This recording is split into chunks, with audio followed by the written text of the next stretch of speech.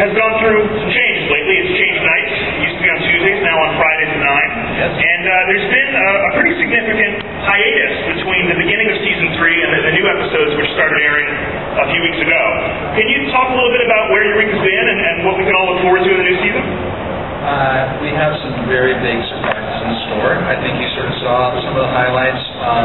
We left off with Carter being fired on the sort of discovery that Allison is pregnant with Stark's child, and how that's all going to resolve. And we have some big surprises. We have a new threat that is something that we've never done before.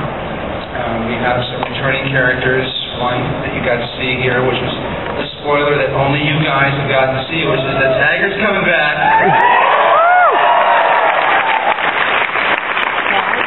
And there are some other old faces and new faces. We got Billy Campbell's going to be doing an episode with us. And we have this new character, Tess Fontana, coming into the mix, who is going to stir things up with the love triangle for Carter and Allison. So we were kind of excited with you guys like it.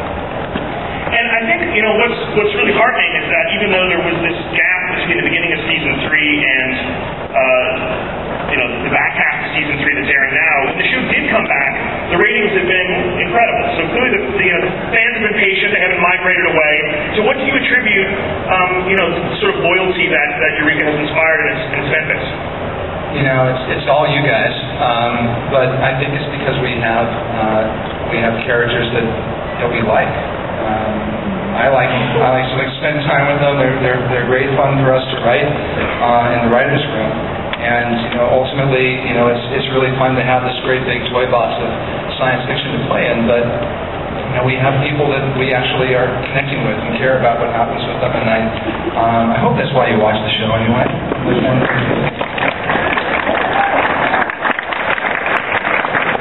Sally, first of all, congrats on your baby. Thank you.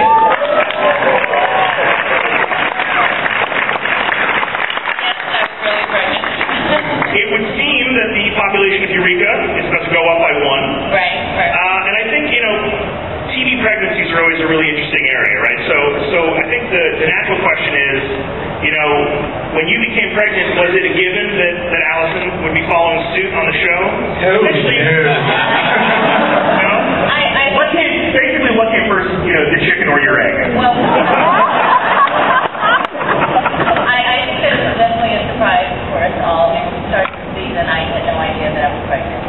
And so things had to change, and I think that everyone agreed that they didn't really want to go around, hiding me behind boxes everywhere, which is, everyone's like, either she's getting really fat or she's pregnant, and it's obvious.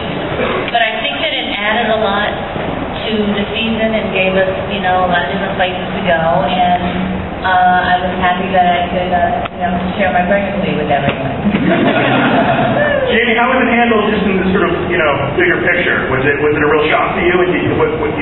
Oh, Sally called me and she literally just said, "Are you sitting down?" And I'm thinking, did she injure herself? I'm trying to figure out what's going on. And she gave me the news. And so we had an entirely different arc mapped out for her character and for Carter for the back 10 episodes.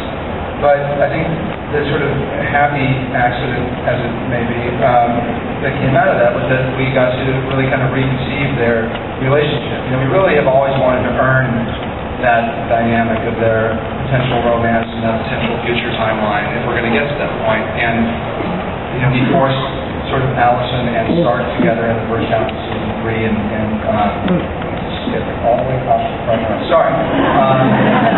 And then, now we wanted to deepen their relationship. So they actually, he kind of steps up in a way when this is discovered and becomes a real support and a friend and birthing coach to her. And, it's a new dynamic for that relationship that I think was really interesting, and I think they did a really beautiful job. The birthing episode is definitely memorable. Yeah, it was great. And I think I was like 8.5 months pregnant. Oh dear God, we were all watching this in dailies, and she's bearing down, and everybody's like, "Oh my God, it's going to actually happen."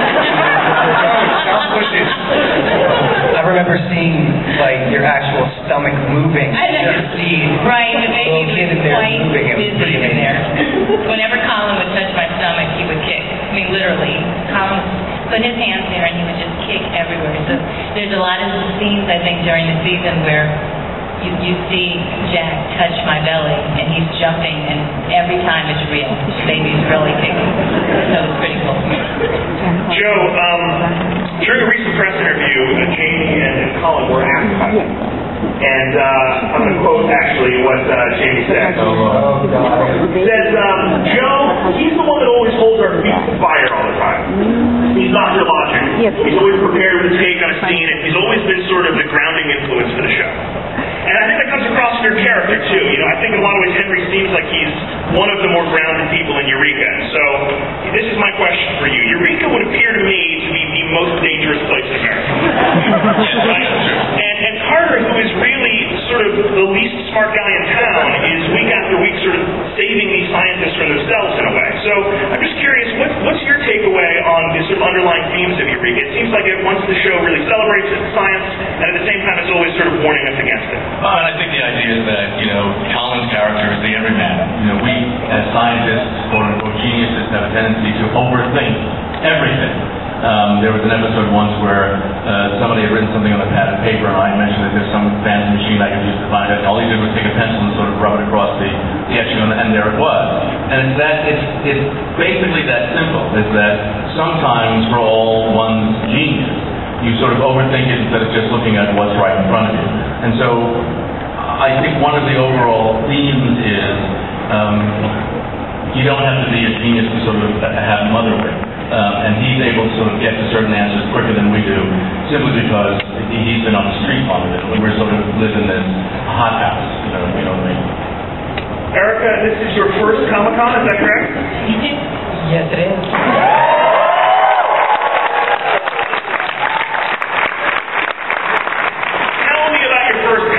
Experience looking out into the sea of people. This is wonderful. I'm so excited.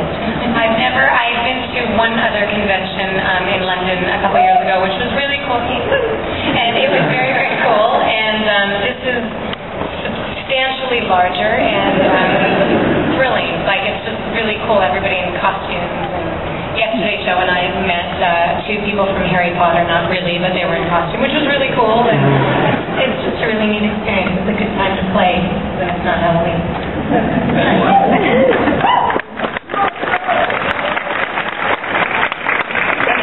I'm curious, how much, because you and I don't know each other, I'm curious how much of Erica, well, I mean, we know each other now, really. How much of Erica is in Joe Lupo? There's a lot of me from childhood in Joe Lupo. I was a tomboy growing up. I played all the sports. I beat up all the boys. I was, yes, exactly. And I grew up with, I have a brother, and I was very close. I'm a daddy's girl, so there's a lot of Joe. I think as I've been getting older, I'm becoming more feminine. I wear dresses. Like, I didn't wear a dress until I was 23. So, there's a lot of Joe, and I did martial arts, I did all that stuff, I played tons of sports, and so I'm just kind of reliving, I guess, my younger Erica, my younger, more tough version, I guess. Neil, I was handed some notes by the channel before I came out here, and there's literally a line in the notes they handed me that says, "Note, Neil is quick on his toes." So, I don't know what that, I don't know what I'm supposed to do with that. I don't know. I'm supposed to ask you to tap dance or where that's going to put us, but I'm ready for you to be quick on your toes, no pressure. So that's not meaning that I'm supposed to be nice and clever, does it? Like, I don't know. It's a lot of pressure, though, for you. crap.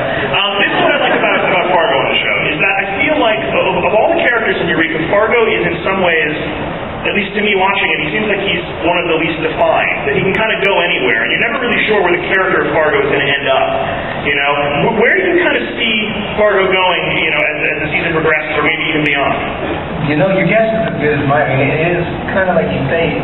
I think the big thing is we've only sort of seen Fargo's bedroom, kind of, and we've sort of seen the outside of his house, kind of, but we don't actually know. It's not like he doesn't have a defined space. There's so over global dynamics, so over everywhere. But it's not like, say, Lupo has the sheriff's office, or Henry has his garage, or Allison has her office. All right, you want your own set. I get it. Yeah.